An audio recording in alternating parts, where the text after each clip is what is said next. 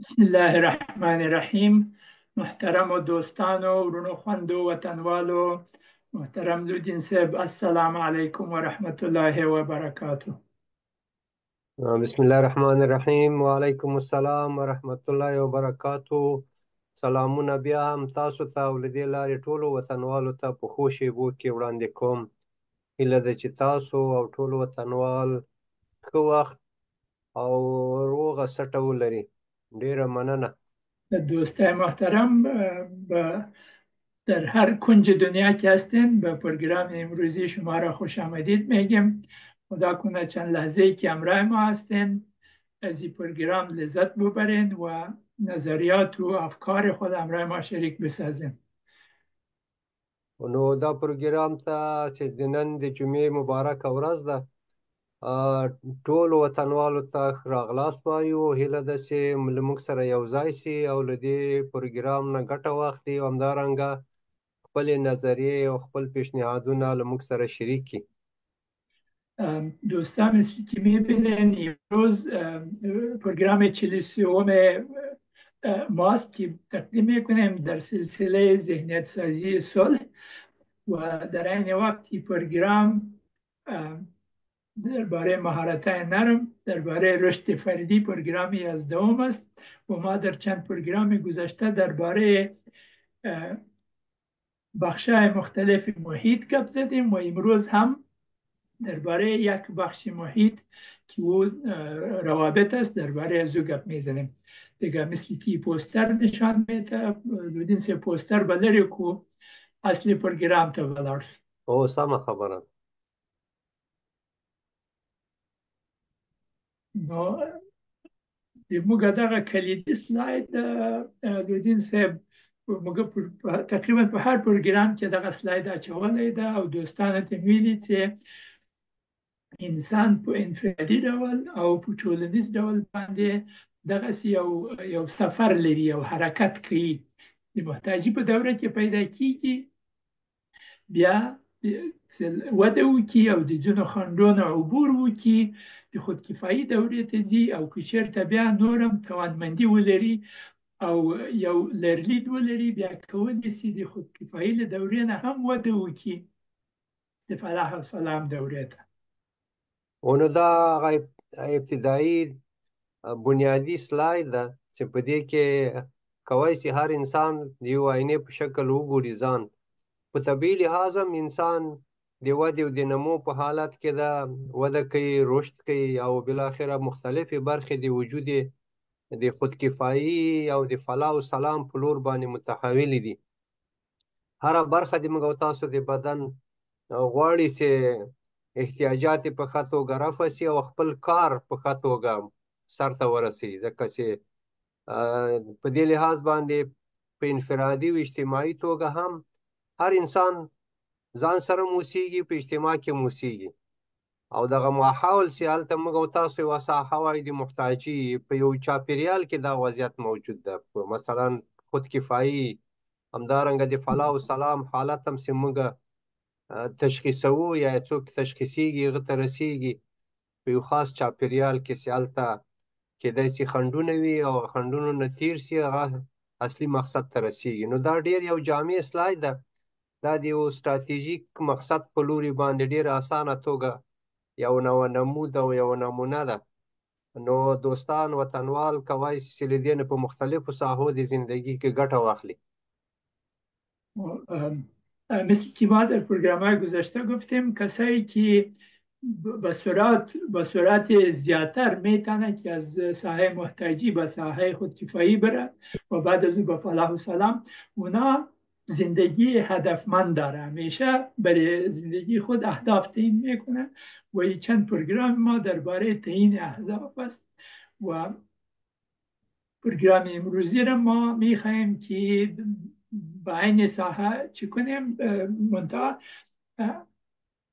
اختصاص میتیم که در ساحه محیط چه قسم ما هدف خود تعیین کنیم و چه قسم اونا را حاصل کنیم.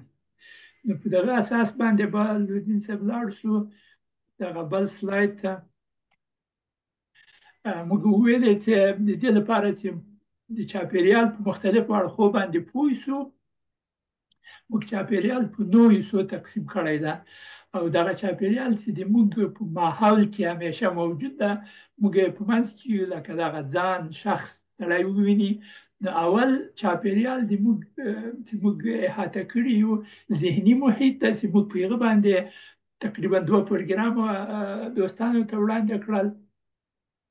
بعد لیغنه بدني محیط ده چې د بدني محیط له لارې نه موږ هغه ذهني شیان چې د موږ فکر کې راځي هغه موږ په دنیا کې تطبیق کوو. د لارې نه بیا موږ وویلې چې د دغو ټولو شیانو لپاره مالی محیط ډېر مهم ده، ځکه هر شی لکه په انګلیسي کې وایي چې there are no free lunches. د هر شي لپاره یو شی په کار ده چې راکړه درکړه کې یو تبادل باید وشي. نو د هغه لپاره مالی محیط په هغه باندې موږ ډېرې خبرې وکړې او لږ به یې خلاصه هم کړو. په مالي محیط کې د دې لپاره چې د موږ حافظه هم لږ زره تازه سي او د دوستانو حافظه هم تازه سي، نو موږ به لږ زره یوه خلاصه د دغه مالي محیط ویایو. موږ ویلې چې ثروت د مالی محیط یو مهم عنصر ده او په 4 حصو تقسیم شوی ده: هسته‌ای ثروت، تجربوي ثروت، معنوي ثروت او مادي ثروت. ډېر خلک اشتباها فکر کوي چې ثروت تنها مادي ثروت ده، اما که له دغه نقطې نظر نه ورته وګوري ثروت اقلا 4 اړخونه لري او دغه 4 واړه یې داسې ثروتونه دي چې د موږ لپاره زموږ په ژوند کې ضروري دي.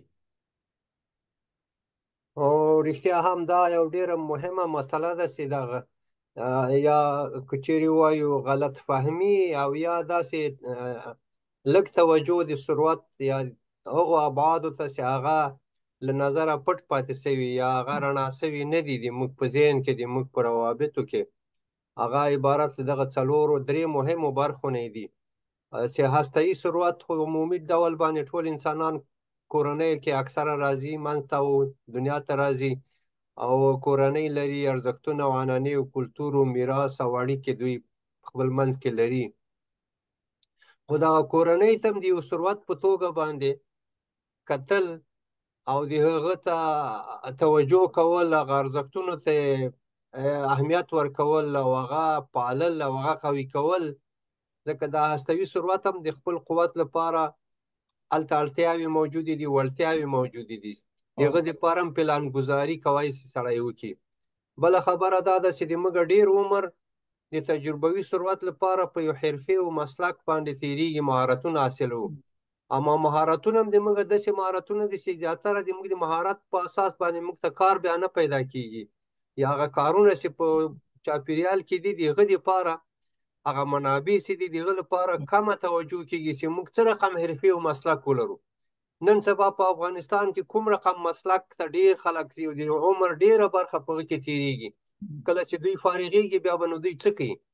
یعنې په زرهاو خلک یا ځوانان د خپلې حرفې او مسلک لپاره په یو نوع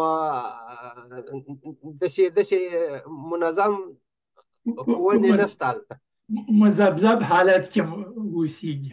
یعنې په زرهاو مکتبونه موږ لرو، په زرهاو مدرسې لرو، ښه دا به څه کوي؟ څه کار باید وکړي؟ ځکه چې دا یو زراعتي مالدار او په اصطلاح معدني مملکت دی، د دې دپاره کوم مسلکونه پکار دي؟ په هر صورت دغه ثروت هم مسلک هم هغه مسلک چې د انسان د رشد لپاره، د کورنۍ د رشد لپاره، د مملکت د انکشاف لپاره کار نو واخیستل شي، هغه رښتیا ثروت ده. او که چیرې ټول عمر سړی په زندګي کې په دې باندې تیر کړي او بیا اصلا چې راوځي خلاص شي غیر یو کاغذ ولري او هغه ته کار او روزګار او دا شیان نشي کولی، دا د عمر ډېرې وضایع کېدل دي. ما مطلب دی کې اوس دغه نقطې ته لږ توجه وشي. بله مسله د معنوي ثروت ته. د معنوي ثروت مسله کې هم موږ هغه معنویت چې د سولې او امن او یو د بل سره د زندگی کولو جوګسو اختلافات او مسائل، تعاون او همکاري او د بل سره د کار کولو هغه استعداد په موږ کې قوي سي، حسن نیت او تواضع او حلم او اخلاق او اعمال حسنه دا که چیرې موږ وتلو دا څومره دي یعنی دا قابل دي چې هغه سنجش شي په یو ټولنه کې په یو کورنۍ کې په یو شخص کې او مادي ثروت خو جایداد او ځمکه ده چې موږ هغه مناسبات اجتماعي او په ټولنه کې موږ د دې ثروت هغه دارومدار او انتقال او تعاملات موږ ګورو چې ثروت د چا په لاسو کې ده او څنګه په کومه طریقه باندې دغه نه کار اخیستل کېږي د رشد او اجتماع لپاره نو دا ډیره مهمه برخه ده په دې باندې زه هم چې دوه درې پروګرامه کېدای شوی چې خبرې مې پرې کړې وای خو موږ فقط د یو نمونې په توګه دوستانو ته دا وړاندې کوو ترڅو هغوی د خپلې تجربې په بنیاد دغه برخو کې لږ فکر وکړي ډیره مننه دراني صاحب چې دغه سلاید هم تاسو رامخته کړئ چې دوستان له دې نه بیا هم یو وارې په اسانه توګه به 2 دقیقو کې کتل کېږي مګر دا د ټول ژوند مسله په دې کې پرته ده بل سلاید چې موږ په هغه باندې خبرې وکړې دا سلاید نه و خو دا خلاصه د څو سلایدو ده موږ ویلې چې د عایدات او درآمد څو ډوله کېدای شي موږ د څو لارو نه کولی شو عاید او درآمد په لاس راوړو یوې سعودي یا خطي عایدات دي چې هغه کار کوو په ساعت باندې موږ ته اجوره راکړي یا تنخوا راکړي د وخت او د پیسو په مقابل کې تبادله کېږي معامله زه خپل وخت ورکوم خپل هنرونه او هغه ماته پیسې راکړي بل دغه د انبساطي عایدات دي چې موږ په هغه باندې وغږېدو که مثلا یو نفر پانګونه وکړي په یو تجارت کې یا په یو صنعت کې یا په یو فابریکه یو تنظیم جوړ کړي او په هغې کې نور خلک استخدام کړي د هغو لپاره هم کار پیدا کېږي او دی فقط د دغه تنظیم مدیریت کوي او هغه شی چې دوی تولیدوي خلک یې اخلي په هغه کې دته خپله برخه ورسیږي هغه نو د ده په وخت پورې اړه نه لري که دی ویده وي خلک یې اخلي که دی ویښه وي که دی کار هم کوي که نه کوي بل هغه مکافاتي عایدات دي هغه دا ده چې که مثلا تا یو کتاب ولیکه یو وخت ډېر کار پرې وکړه یوه میاشت دوه میاشتې یو کال د کار پرې وکړي یو کتاب دې ولیکه چې د خلکو مشکلات رفع کوي بازار ته یې عرضه کړي خلک یې اخلي بعد له هغه نه ته کار نه کوې تا ته پیسې ترې راځي یا یوه اختراع دې وکړه د خلکو د خدمت لپاره چې د خلکو مشکلات حل شي بس خلک هغه استعمالوي او تا ته عاید ترې راځي څلورم سیستم بختي عایدات دي هغه داسې دي چې یا مثلا د مثال په توګه په لاتري کې پیسې درته راووځي او یا دې په یو کمپنۍ کې اسهام اخیستي دي هغه د کمپنۍ اسهام په یوه میاشت کې 2 چنده 3 چنده شي تا هېڅ نه کار کړی نه دی بله کړي ښه طالع ښه بخت دی لاره بس همدغسې اوس دا بختي عایدات دي بیا موږ وویلې چې که چېرته خلکو ته خلک په دغه رقم سره عایدات راځي چې یا د حلال لارې نه پیدا کړي یا د حرام لارې نه پیدا کړي په دغه باندې مو وغږېدو په تېر پروګرام کې نو هغه د حرام عایدات د رشوت غلا اختلاس اغتصاب زور ربا سود د قدرت نه سوء استفاده او د غفلت مثلا استخدام شوی په یو دفتر کې یا په یو شرکت کې هلته بس چای وخوري د نورو سره خبرې کوي کار نه کوي 4 بجې سي لاړ سي بیا په آخر د میاشتې تنخوا واخلي دا د غفلت دا حرام ده د ما په نظر باندې پاک عاید نه ده حلال او پاک عاید هغه ده چې صداقت باندې کار وکړي پشتکار ولري اخلاص ولري خلک اعتماد په تا وکولی شي امانتداري وکړي تعاون علی البر او حسن نیت او داسې نور شیان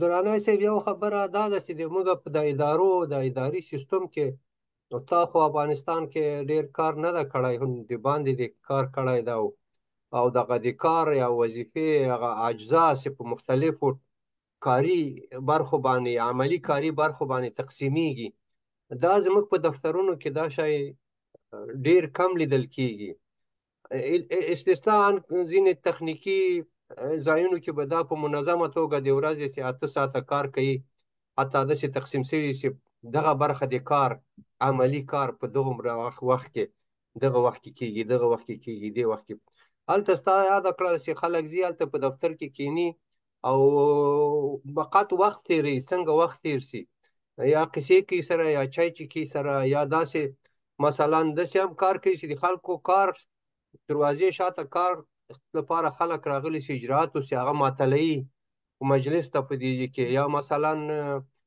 د غلا او د رشوت او اختلاس لپاره هغه کارونه ځنډوي یا په غلطه توګه باندې بعضې کارونه کوي چې هغه خرابوي لا نور هم سرګردانوي یو چا قصه وکړه دغلته باید زه دا یاده کړم چې په همدې وخت کې یو چا ویلې چې ما تذکره غوښته چې بدله یې کړم نوې کړم او په عوض د دې چې هغه د ما اسناد ټول په هغه سن باندې تثبیت شوي وو هغوی اوس ما ته سن تعین کړي خپله هغه څوک چې دي ما ورته ویل چې ما د عمر ده وایي نه ته څه پوهېږې زه د هغه ورته عمر تعین کړی و هغه چې سن ورته تعین کړی و ورته ویل دا دې څه کړي وایي ما ویل هغه راته ویل چې دغه د ما 5 کاله ځوان نوشته کړي کم مې درته نوشته کړي ته لا خوشحاله هم نه یې وایي د ما ډېر سرګردانیان یې راته پیدا کړلې چې د ما په اسنادو کې د ما په کارونو کې دا مې بیا له سره د دې لپاره چې اصلاح وشي څل رقمه دفتري کارونه د ما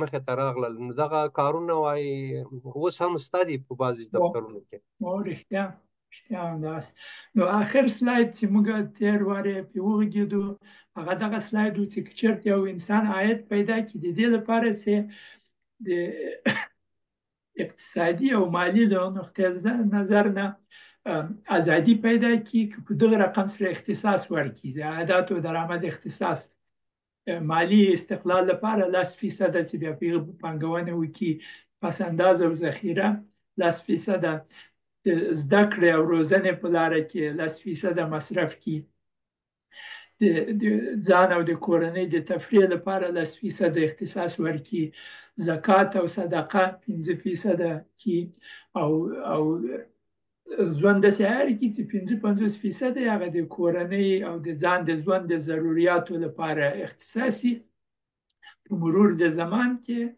دغه د دوی عاید زیاتېږي او هغه د مالی استقلال لخوا هم پیسې ورته راځي د پس انداز لخوا هم ورته راځي په هغه رقم سره دوی کولی شي چې د محتاجۍ له ساحې نه د خودکفایي ساحې ته په دغه مالی حالت کې ورسېږي نو دغه آخر سلاید و نو نن اوس به زیاتې شروع کړو د ننني پروګرام په باره کې او هغه دا ده چې موږ غږیږو د اړیکو په باره کې د اړیکو محیط یا چاپیریال دا څه شي ده څه معنا لري د اړیکو انسان یو ټولنیز مخلوق پیدا شوی ده او اړیکو ته اشد ضرورت لري دا یو مهم واقعیت ده چې ټول خلک امکان لري په لاشعوري ډول پرې پوهي اما په شعوري ډول یې فکر نه وي پرې کړی او نو انسان خو معمولا په اړیکو کې رامنځته کېږي او د اړیکو نه رامنځته سوی مخلوق هم دا تقریبا او د پلار او مور او د والدینو د یو نوع ټولنیز عقد او حقیقي کورنۍ د رامنځته کېدو دپاره انسان د دوه پلار او مور نه دنیا ته راځي او په اړیکو کې لویږي یعنی د اړیکو په منځ کې ژوند کوي بې د اړیکو نه فکر کوم چې په دې مخ د ځمکې به هېڅوک هم انسان نه وي چې هغه به اړیکې ونه لري یا طبیعي له ځان سره له چاپېریال سره له نورو سره اړیکې لري نو په حقیقت کې ځینې واقعیتونه چې امکان لري دوستان به خبر هم وي او یا فکر هم نه وي پرې کړی خو مطرح به یې کړو چې که فکر یې نه وي پرې کړی اوس فکر پرې وکړي او له دې نه وروسته فکر پرې وکړي چې څه موضوع ده اول دا ده چې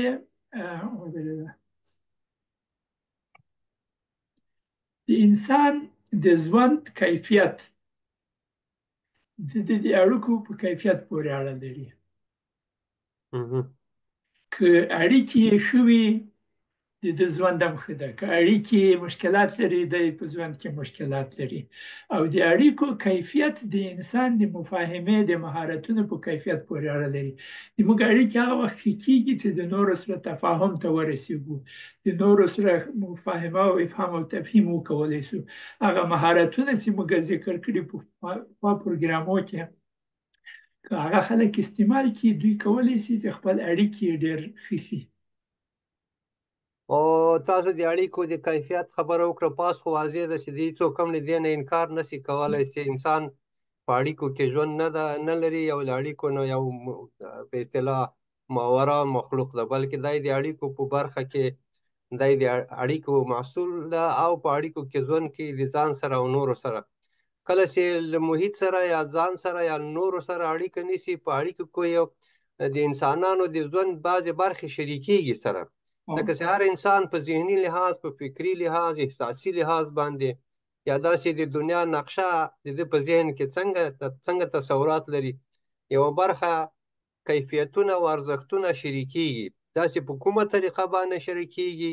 تاسې د مفاهمې یادونه وکړه چې مفاهمه هغه وسیله ده چې د یو شمېر مهارتونو په کارولو سره کولی شي چې خپل افکار، نظریات، غوښتنې یا مثلا احساسات، هیلې یو د بل سره تبادله شي، یعنی په شریک مشارکت کې کېښودل شي، پې پوه شي. نو له دې کبله اړیکې یو هغه میډیم یا هغه فضا ده چې د هغه له لارې نه انسانان یو د بل سره خپل فکري، نظریاتي او هغه کیفیتونه شریکوي. او مفاهمه یو وسیله ده. او اړیکې تنها د نورو انسانانو سره نه دي. موږ د خپل خالق سره اړیکې لرو، د لمانځه له لارې نه موږ په اصطلاح خپل نظریات، خپل افکار، خپل دردونه، خپل دعاوې ورته رسوو. موږ د خپل څوک چې موټر لري د موټر سره اړیکې لري، کمپیوټر لري د کمپیوټر سره اړیکې لري، د خپل کور سره اړیکې لري، د خپل کلي سره لري، د خپل وطن سره لري، د هغه کوټه کې چې دی اوسېږي اړیکې سره لري، د کتاب سره لري، د هر شي سره اړیکې لري. نو دغه بل حقیقت ته راځو. د انسان د ژوند ټول دردونه او لذتونه د اړیکو نتیجه ده. دا یو حقیقت ده، هیڅ استثناء وجود نه لري. هر درد د ژوند او لذت چې موږ یې لرو زموږ د اړیکو نتیجه ده. اړیکې هم ښه وي که مثلا په هغه رقم سره چې هدایت شوی د موږ خپل اړیکې د خالق سره وساتو، هغه رقم چې د موږ ارزښتونه دي خپل اړیکې د مور او پلار سره وساتو، د کلي سره وساتو، د بل انسان سره وساتو، د کورنۍ سره، په هغه رقم سره ژوند نه لذت وړو. که د بدن سره وساتو، د بدن مختلف جهازونه چې دي د هغو سره خپل اړیکې سم وساتو. موږ په بدني محیط کې په دې باندې وغږېدو چې هغه 11 مهم جهازونه او ډېر نور واړه جهازونه چې دي په څه رقم سره کولی شو د هغو سره خپل اړیکې ښه کړو، او هغه د بدن له موجودیت نه هم لذت واخلو. او تاسو د درد او لذت خبره وکړه، زه به یو بل دوه شیه ذکر کړم چې اکثره اړیکو کې په اصطلاح رضایت او شکایت مسلې په اجتماعي اړیکو کې زیاتره لیدل کېږي.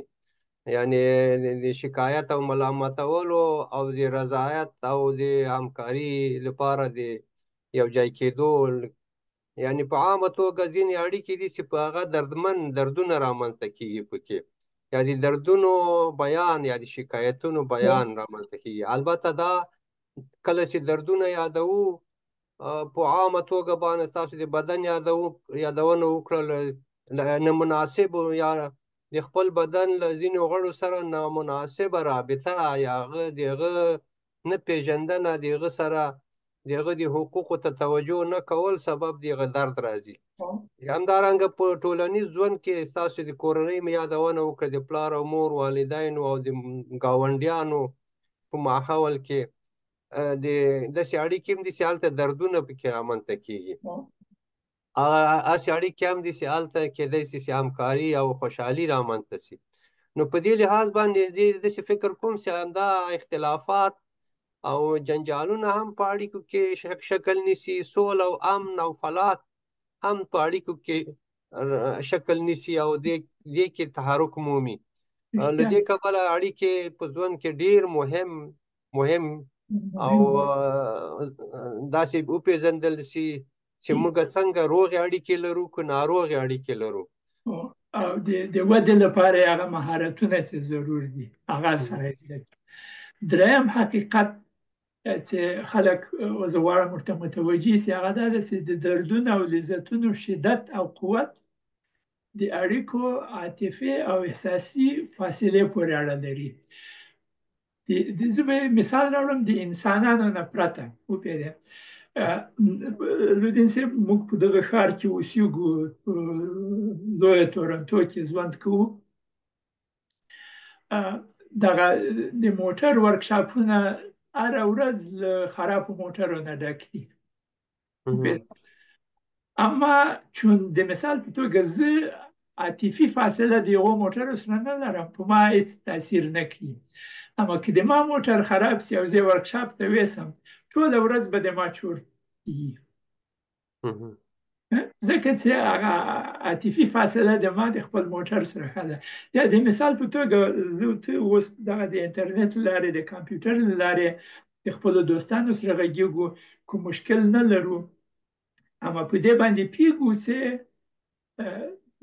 نن ډېر خلک یا انټرنیټ کار نه کوي یا کمپیوټر کار نه کوي یا مشکل ورته پیدا شوی، اما موږ داسې عاطفي فاصله نه ورسره لرو، په موږ تاثیر نه کوي. خدای نخواسته که دغه یا د ما کمپیوټر خراب وي یا د تا وي، موږ دغه کار نشو کوی، نو ټوله ورځ به د موږ چورت خراب وو. او دا رښتیا خبره دا ده چې موږ په کومه اندازه باندې عاطفي او احساسي فاصله د موږ څومره موجوده ده. یا مثلا تاسو د دې یادونه وکړه د دې ملک کې زیاتره خلک تنها ژوند کوي، بیا ځان ته یا سپی ساتلی یا نور حیوانات ساتلي او د دوی ترمنځ یو نوع عاطفي فاصله کمه ده، یو وخت ورسره سم تېرېږي. او د خلکو سره عاطفي فاصله کمه شوې، اما د سپي سره لري. زه یو نفر پیژنم، یو کتاب یې ولیکه وپېژنئ چې بعد له دې چې هغه په کور کې حیوان چې تا ساتلی هغه مړ شي، څه خل دغه د عزاداري سره په څه رقم سره ارتباط پیدا کوي. نه پوهېږم څو لکه جلده کتابونه یې خرڅ شول. د همدې په اړه یې کتاب ولیکه. دغه باره چې خلک دغه اړیکې د یوه حیواناتو سره ډېرې. یعنې دغه یو نوع اړیکې چې تاسو یادونه وکړه په مختلفو محیطونو کې مختلف ډول احساسي او عاطفي اړیکې موجودې دي. په هغو ملکونو کې چې مثلا موږ ملک او تجربه د هغو چې جنګونه هم لري چې له دې باندې نه خلک راغلي او هلته جنګېدلي دي، د جګړې یو میراث راپاتې ده. نو د افغانانو ترمنځ د احساسي او عاطفي اړیکو وضعیت که چیرې وګورو او هغه څوک چې دلته جګړې ته راغلي وو د هغو عاطفي احساسي وضعیت ته وګورو، دا یې توپیر درلوده. یا موږ خو اصلي مقصد د دې پروګرامونو د سولې د ذهنیت رامنځته کېدل دي. په دغه مثال کې زه غواړم چې افغانستان د یو مملکت په سطح باندې کله چې هلته د باندې خلک فوزونه راغلي وو، دلته جګړه شوې، د خلکو کورونه وران شوي، د خلکو اولادونه پلرونه کورونه ویجاړ شوي، یا مثلا هغه عمومي سټرکچر د انکشاف هلته صدمه لیدلې. یعنې که چیرې افغانان د خپل مملکت او د خپل ولس سره بیل کوم خاص هغه کیفیتونه چې د ویشنې رامنځته شوي خپل احساسي او عاطفي فاصلې ته کموالی ورکړي یا رانږدې کړي، نو موږ د سولې او د امن یو له بل سره د ژوند کولو حس قوي کېږي. رښتیا هم ورو ورو به لاړ شو، ځینې نور اړخونه به د اړیکو په باره کې وغږېږو. او یو اړخ یې دا ده چې د موږ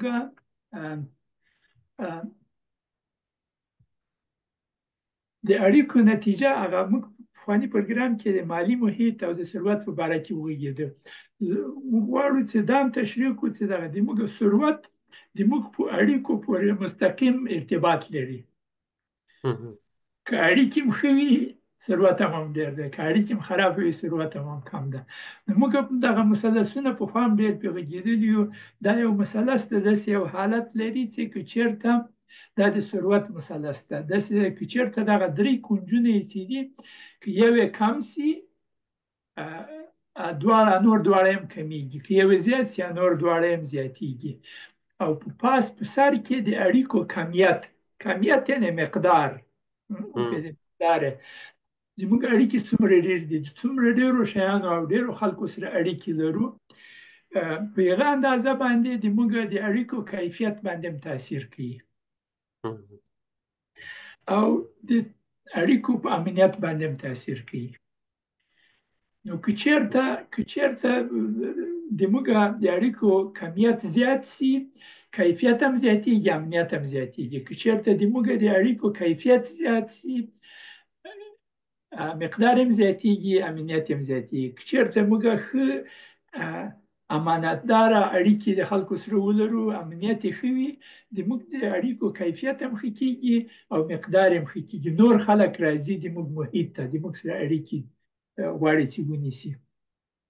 نو دلته یو پوښتنه دا ده چې راځه له دې کمیت خو نن سبا که چېرې زه یو مثال ووایم بیا به راځم د کیفیت په اړه تاسو سره یو خبره شریکوم. ځینې سپیسونه دي چې هلته عام اړیکې دي، ډېر خلک پکې راغونډي او هلته هیجانات او احساسات هلته په هغه لوی منفي حد کې په هیجان او طغیان کې نو زښته زیات خلک پرې راټولي، یا یو جي کې یو جنجال پیښیږي زموږ په ټولنه کې زښته زیات خلک منډې وهي شاوخوا ورته تاوي، بس هلته یو اړیکه نیسي، یا د معلومات په خاطر او یا د دې چې خپل احساسات څنګه هلته تغذیه کړي. خصوصا په دغه اوسني وخت کې د انټرنیټ له لارې نه سپیسونه یا هغه فضاوې ایجادیږي چې خلک ورته دعوتېږي، خبرې پکې کوي. دغه هلته د اړیکو یو کمیت په یو پراخ اندازه باندې موجود ده. همالته دغه امنیت د اړیکو چې هلته په هر اړیکه کې زه داسې باور لرم چې د اړیکو هغه کیفیت خو د همکارۍ، درناوۍ، اعتماد او یو د بل نه د یو شي د زده کړې یو نوي شي مهارت یا تاسو هغه د لذت او د درد مسله یاده کړه چې د اړیکو په کمیت باندې اثر لري. خو یوه کاذب اشباع ده د بعضې غوښتنو، یوه صادقه اشباع یا ضرورت ته رسېدل او رضایت ته رسېدل دي.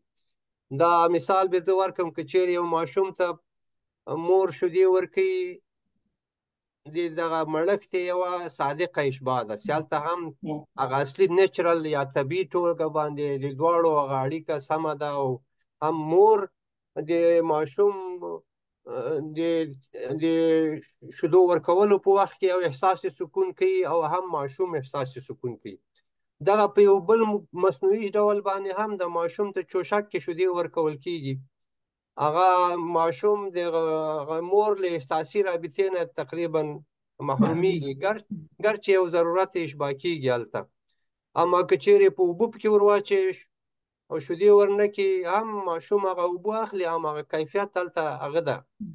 که چېرې دغسې کله کله د ده د ارامش لپاره تنها خالي چوشک ورکوي، دا مطالعه شوې موضوع ده، اما هلته هغه عاطفي فاصله پاتې کېږي، د ماشوم په رشد باندې عاطفي رشد یې عمره رشد نه کوي. نو زما مطلب داسې و چې چېرې د موږ اړیکې په کیفیت باندې بنا سي، که کمیت یې کم هم وي، د هغه پروډکټ یا تولید یا په یو شرکت کې ډېر خلک شریک دي، اما د اړیکو کیفیت هلته صحیح نه ده، هغه شرکت ممکن له صدمو سره مخامخ سي. ډېره ښه موضوع دې یاده کړله. په دغه ایکس سپیس کې خلک سره راځي، د دوی اړیکې د مشکل سره وي، د هغو خلکو سره نه ده چې خلک یې سپیس یې جوړ کړی ده. د دوی اړیکې د انسانانو سره نه دي، یو دغه مشکلات چې بحث پکېږي د هغو سره اړیکې لري وپیدا. او د دې لپاره راغلي دي چې یا موضوع یا رد کې طرفداري وکړي. په دې اعتماد وجود نه لري چې بیا موږ راځو په هغه کې چې په اړیکو کې اعتماد او دغه شیان چې تا ذکر کړل، هغه صداقت، هغه حلال لارې د اړیکو د جوړولو لپاره. لکه چې په افغاني پروګرام کې موږ ویلي هم حرام لارې موجودې هم حلالې. دا ډېره ښه موضوع ته اشاره وکړله. یعنی دلته فرضیه دا ده چې دغه د حلال لارې نه چې وسي دغه فرمول کار کوي وپیدا. آمده چې نامشروع لارې موجودې وي معلوم دار هغه لکه هغه چې هغه لذت او دردونه یا درد پیدا کوي یا لذت پیدا کوي، او هغه شدت په دې پورې اړه لري چې څومره خلک هلته ګډون چې کړی په دغه موضوع کې، او څومره خلک یو بل ته کنځا کوي، یو بل ته ملاتړ کوي یو د بل. ما خو زه چې ورغلی یم په ډېرو ساحو کې ما ډېر نه دي لیدلي چې یو د بل طرفداري کړي. فقط هر نفر کوشش کوي چې وایي چې دغه د ما نظر درسته. شما خو راست گفتین خود صورت وی یعنی دومره اهمیت نلري دغه د ما موضوع د ما نظر ډېر اهمیت لري. دغه طرز د بحث هم په دغه رقم سره کېږي هلته. خو موضوع لرې لاړه نشي درانه صاحب. دا د موږ او تاسو د ټولنیزو اړیکو یو اجتماعي وضعیت هلته ښودل کېږي، په هغه کې چې هلته څه رقم اړیکې موجودې دي او په آخر کې نتیجه او حاصل څه راوځي. کنه ما د لاندې هلته د اړیکو د نتیجې او د ثروت مسله ده. هلته څومره اجتماعي ثروت رامنځته کېږي، په هغه ځای کې حاصل یې آخر څه شي.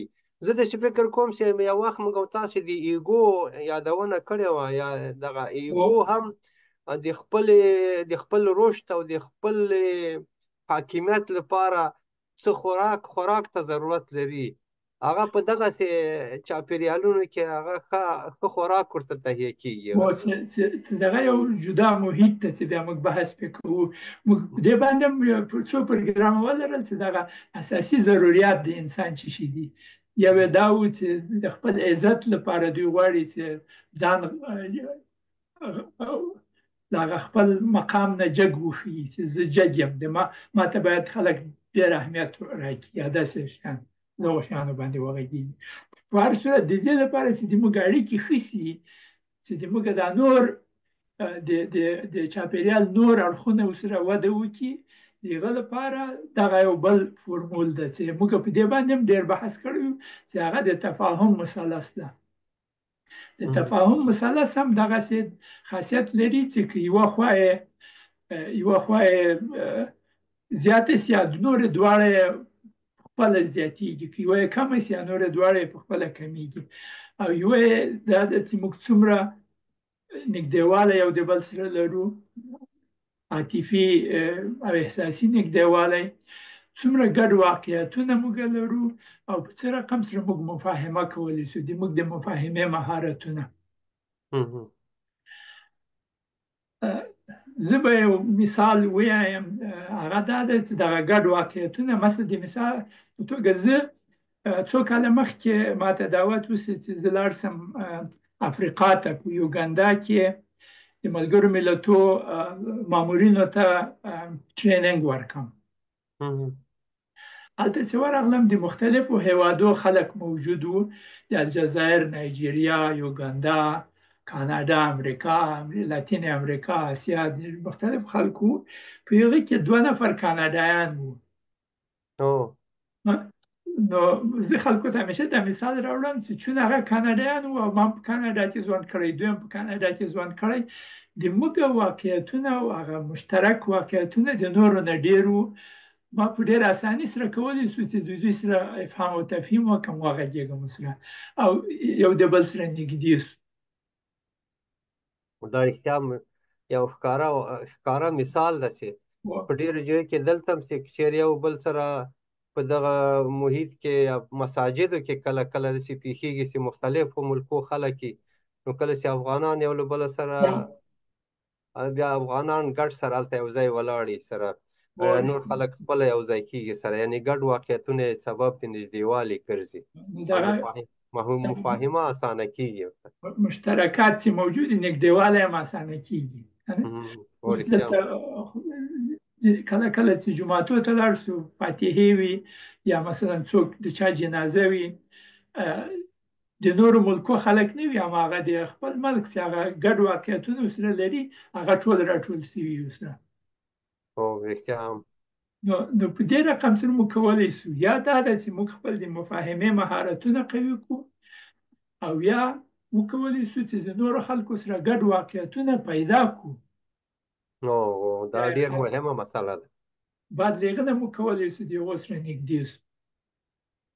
دا د ګډو واقعیتونو خبره تاسو چې دلته لیکل شوې یو د مفاهمې صرف دغه قاعده چې تقریبا دا قاعدوي بنیاد د دې مثلث هم ده، که دغه زموږ او تاسو په ټولنه کې دې ته توجه وشي او ټول هغه څوک چې چارواکي دي او هغه څوک چې شاوخوا دي د باندې ملکو کې دي، که دغه بنیادونه قوي سي او د دې په بنیاد مفاهمه وشي، ډېر مسایل پې حل کېږي هم سبب د نږدېوالي. ستاسو نږدېوالی دلته مطلب له نږدېوالي نه په انګلیسي باندې دې ته افینیټي یایي. زه به داسې ووایم چې دا وصل، څنګه خلک سره وصل کېدی شي. زه به یو مثال درته راوړم. که چېرته په یو هوټل کې مثلا یوه شپه ته پاتې سې، د ګیز ته راکوز سې، هغه ریسپشن ته لاړ سې، د ریسپشن له څنګ عموما یو لاونج موجود وي چې هلته چوکۍ او کوچونه او دا شیان پکې وي. کله کله ځینې داسې یو کوچ وي چې له 2 نفرو نه زیات نه کېږي. نو ته راسې په هغه ریسپشن کې د کوم شي په کار یا د کلي ورکې یا چېرته ځې، بس هلته ورسې او دلته لاونج ته وګورې چې دغه لو سیټ په دې باندې انګلیسي ته یې چې 2 نفر کېږي، هلته یو ده په هغې کې یو نفر ناست ده. که چېرته هغه نفر د تا د کورنۍ غړی وي، یا د زوی وي یا د لور وي، ښځه ورور شي وي، هېڅ مشکل ته نه لرې، ورځې په هغې کې ورسره کښېنې او د یو د بل سره که هغه سي وصل هم سي، اوږه په اوږه فرق نه کوي، ځکه نږدېوالی موجود ده، هغه افینیټي موجوده ده. اما که هغه یو بېګانه نفر وي، جرأت څوک نشي کولی چې ورسي ورسره کښېني. دغه تغییر په افغانستان کې تا ډېره ښه اشاره وکړه. دغه قاعده د دغه مثلث ګډ واقعیتونه او مفاهمه ځینې خلک قصدا او په شعوري ډول باندې فصل منځته راوړي، یعنی عام مشترک واقعیتونو باندې پرده اچوي یا پرده ما فرق دارم، ما افغان نیستم. یعنی مطلب له دې نه چې دا عجیبه یو شی مخې ته راولي چې هغه د مفاهمې په مخ کې یو خنډ رامنځته کېږي، یا نږدېوالي په مخ کې هم خنډ راځي. دغسې نو که چېرې مثلا هغسې دا اقرار کوي چې دا نه یم او د مفاهمې لپاره د یو ګډ واقعیت له مخې نه یو شی لرې کوي، که چېرې هغه ته بیا یو بل واقعیت ور مخکې کړي چې شما در کجا تولد شدین، یا مثلا چېرته پیدا شوی او چېرته د کوڅو بازار کې ژوند کړی، هغه کومه جغرافیه وه، که چېرې داسې یو واقعیت او هغه ته بیا اهمیت ورکول شي که نه، ځینې شیانو ته اهمیت ورکول هم د یو ګډ واقعیت په توګه یو ارزښت ورکول. معلومدار رښتیا هم ده. یعنې دغه مهارتونه د مفاهمې په دغه کې ډېر مهم رول لري. هغه د منځګړیتوب مهارتونه، د مفاهمې مهارتونه چې ما او تا په دا 3 کالو کې څو پروګرامونه پرې جوړ کړي وو. نو دا یعنې مفاهمه هم دلته د ګډو واقعیتو په څرګندولو کې هم رول لري چې په هغه باندې یو بنیاد جوړ شي. اکثره منځګړي د مختلف د ډلو ترمنځ د ګډو واقعیتونو د رامنځته کېدو او هغه ته د اهمیت ورکولو او په هغه ته یو غولی یا په اصطلاح یو فرش چې په هغه باندې دواړه یا لوري کولی چې په امن سره ودرېږي، په یعنې احساس د امنیتو کې، دا د منځګړیتوب خو مفهوم دلته هغه نشته، خو مفاهمه د منځګړیتوب په مرکز کې یا په زړه کې ځای لري. نو څومره افغانان که وکولی شي د مفاهمې مهارتونو په واسطه باندې د افغانانو ترمنځ د ګډو واقعیتونو د راڅرګندولو او هغه ته د ارزښت ورکولو په لاره کې کار وکړي، نو دا به د نږدېوالي سبب شي. زموږ ځینې چیز فهمان ذهنا متاسفانه داسې خنډونه هلته شته په ذهن کې چې ځینې شیان هغوی خپل ځان ته د واقعیتونو په توګه جوړ کړي دي چې هغه څومره مهم دي. قبول کړي دي چې تفاوتونه موجود لري، اختلاف موجود لري، طبقې موجود دي، دا کمپرادور ده، دا فیودال ده، دا تاجر ده، دا دلال ده، دا بورژوازي ده، دا نپوهیږم روحاني ده، دا کارګر ده، دا دهقان ده. په دغه باندې خلک تقسیم کړي دي، دا د دوی واقعیت ده. او ما ته څو وارې ویلي چې دغه خلک د دې لپاره چې وطن ته صحیح خدمت وکړي، له دغه مکتب نه باید فارغ سي، فارغ التحصیل سي، او د مذاکرې او د تفاهم مهارتونه زده کړي. او دا مهمه خبره ده. بیا اړیکې ښه کېږي.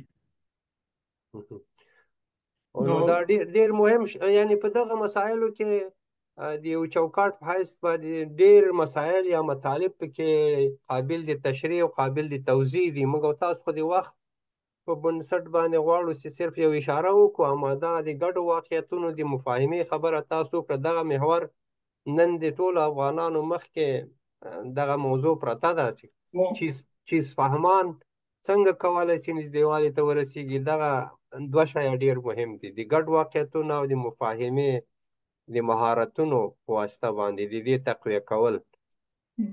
نو که چېرته دوستان غواړي په دغه ساحه کې یو هدف تعیین کړي، له دې ځایه شروع کړي چې په څه رقم سره دغه د افهام او تفهیم او د منځګړیتوب مهارتونه زده کړي. او بله خبره دا ده چې دا یو ثروت ته تاسو د دا عنوان د ثروت په باره کې راغلی، دا دارایي یا مهمه دارایي ده. د هغه ټولنو دارایي چې دغه دوه واقعیتونه ولري، د هغو دا نوره دارایي هم رشد او انکشاف کوي. حتی مادي دارایي، معنوي دارایي په دې باندې ډېره لوړه انکشاف ته رسېږي چې مفاهمه ولري او ګډ واقعیتونه ولري. نو تفاهم مثلث که مساحه زیاته سي، د ثروت مساحه هم زیاتېږي. په دغه ټولو شیانو کې یو مهم عنصر اعتماد ده.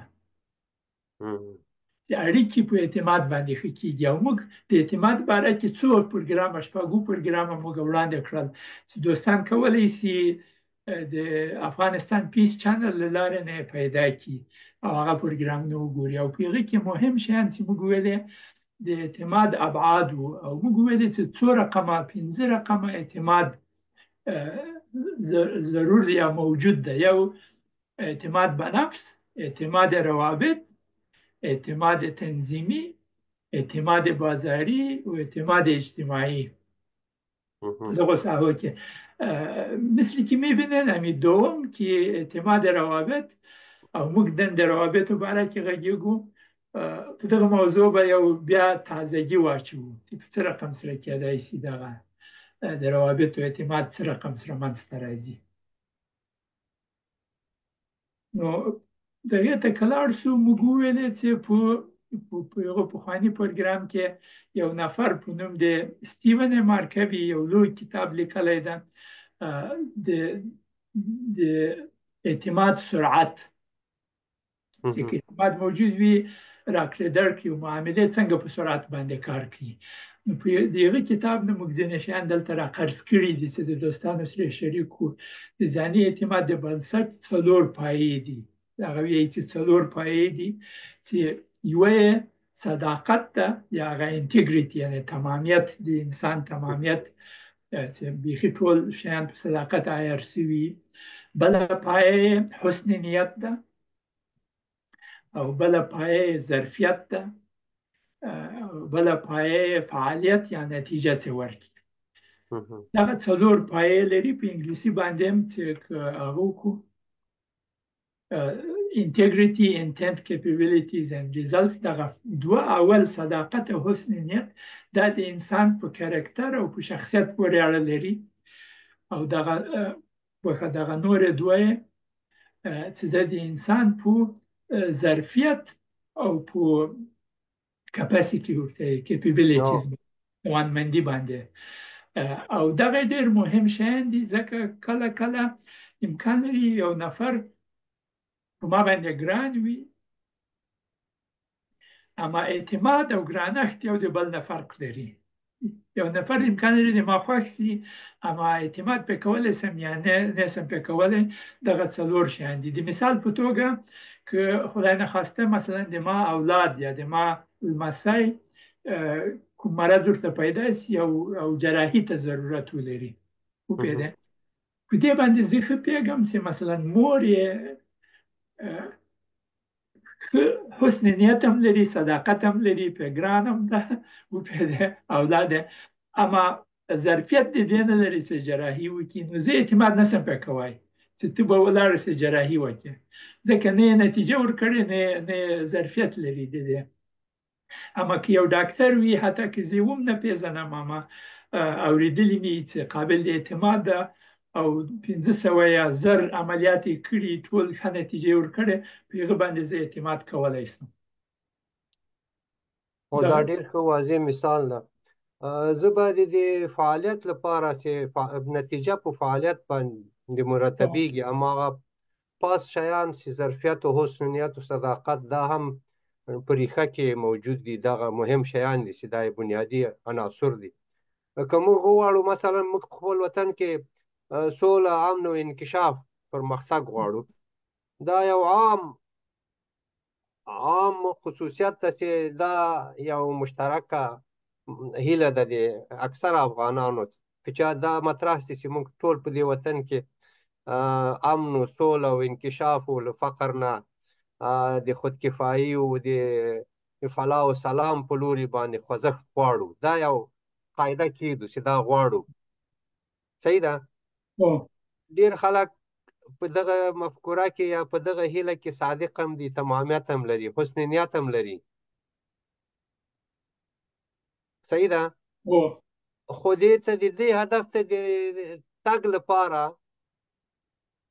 څومره ظرفیتونه او بیا په هغه لاره کې څومره فعالیتونه موجود دي موږ دې هدف ته هغه وخت رسېدای شو چې د صداقت او حسن نیت په څنګ کې د نوموړو اهدافو ته د رسېدو لپاره ظرفیتونه او فعالیتونه مو لرو ډېر خلک ځینو شیانو کې ظرفیتونه هم لري اما فعالیت چې نه وي نتیجه نه ورکول کېږي نو دغه بخش دا ډېر مهم بخش ده چې حتی د ځان لپاره هم مهمه ده مثلا غواړو چې خپل انکشاف وکړو په یوه ساحه کې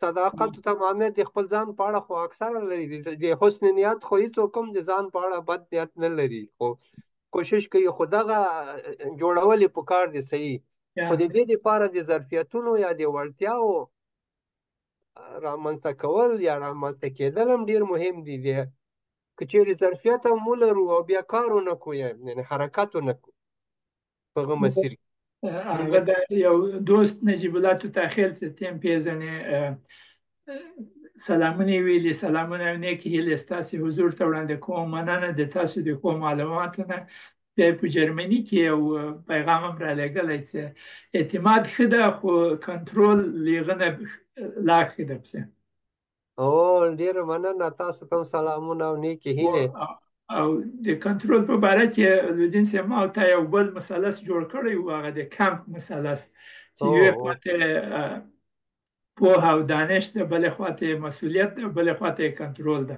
دا درې یو د بل سره ارتباط لري دا رښتیا هم د هغه د خبره به راواخلو چې همدغه ټول شیان دغه فعالیتونه چې موږ کوو هغه ظرفیت د کنټرول د موږ او تاسو دغه حسن نیت هم یو حد لري که نه او د ظرفیت او فعالیتونو خو ټول په یو چوکاټ کې د خپلو اصولو سره سم مخته ځي فعالیتونه چې کنټرول نشي د وخت په لحاظ مثلا موږ یو فعالیت ډیزاینوو هغه په وخت او د وسایلو په لحاظ باندې کنټرولوو چې کوم فعالیت څومره وخت او څه شي لپاره دا یو نوع کنټرول ده د کنټرول ته د اشاره کړې دا ډېره مهمه موضوع ده خیر وي چې داسې شریکېږه کله کله موږ سره و چې نور دوستان هم دغسې خپل نظر راکړي بس د ما د تا چاپېریال هم ګل ګلزار کېږي.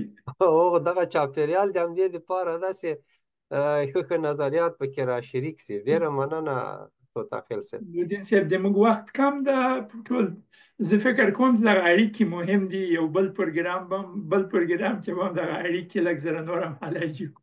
او نه، اړیکې ډېرې ضرور دي په دې معنا چې موږ ټولې اړیکې لرو. هر چېرته اړیکې چې دي بس د موږ عامو خلکو خو یا په دنیا کې د اړیکو ته چې ګورو عجیب غوندې اثرات لري که نه. او رښتیا هم بعضې اقدامات په اړیکو باندې اثر لري. نو دې ته به یو بل پروګرام هم ورکړو په خیر. نو بس ډېره مننه نوردین صاحب. زما په نظر خو دا ښه پروګرام ده. دا دې وکړي چې دوستان دغه خپلو پاڼو کې شریک کړي او تر بل پروګرام به هم دغه اړیکو ته چې نور شیان د اعتماد باره کې او د اړیکو په باره کې نور هم وغږېږو. دوستان خدای دې وکړي دوی هم خپل نظریات او خپل برداشتونه د موږ سره شریک کړي په کامنټو کې. په عین وخت کې لودین صاحب زه غواړم دغه شاته د ما بیکګراوند درته تشریح کړم. دا اصلا د موږ کلی ده په کندرخیلو کې. د موږ کور دغه ودرېږي دغه د موږ کور ده او د موږ د کور له څنګ دلته یو غر ده. یو کوچنی غر موږ ورسک ورته وایو. دغه عکس د ورسک نه اخیستل شوی. څنګ ته یې تیږې ښکاري. دلته یو څو کلي دي. موږ ټول دغه د یوې پلرینې راښکته سوي یو په اصطلاح اولادونه یو. داسې دا یو مشترک واقعیت او ارزښت ده که نه چې تا شاته پروت ده هلته یا دلته اوس عکس کې ګورې. او لکه د اړیکو په باره کې نو دا مې ځکه دلته واچوه چې یعنې علاوه په دې چې زه تقریبا 2 کاله کېږي چې زه له پکتیا نه وتلی یم. هغه اړیکې لا پاتې دي د هغه سره. او په ذهني لحاظ باندې خو بس تا هلته یادګارونه دي. چېرته چې چا سترګې نه وي غړولي هغه لومړی تصور د جهان یا د نړۍ هغه په ذهن کې پاتې کېږي.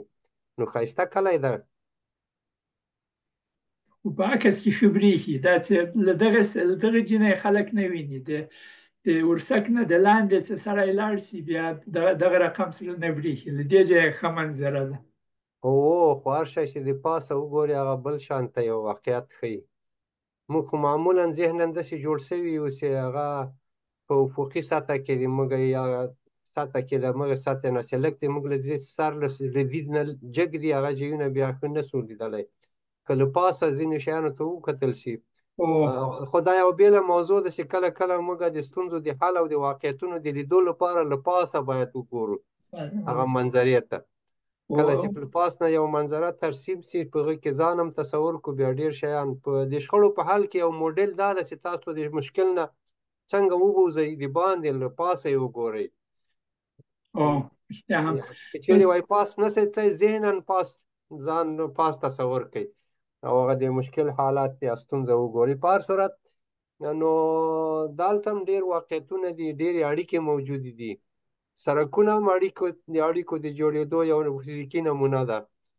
په هر صورت لارې دا ټولې د اړیکو موضوع ته به سبا نه خو بل پروګرام کې بیا یو وخت ورکړو چې ښې وڅېړو خصوصا په واقعیتونه او مفاهمه که دې ته بیا لږ اشاره وکړو دا به دویم چې موږ ته مفیده وي. رښتیا هم.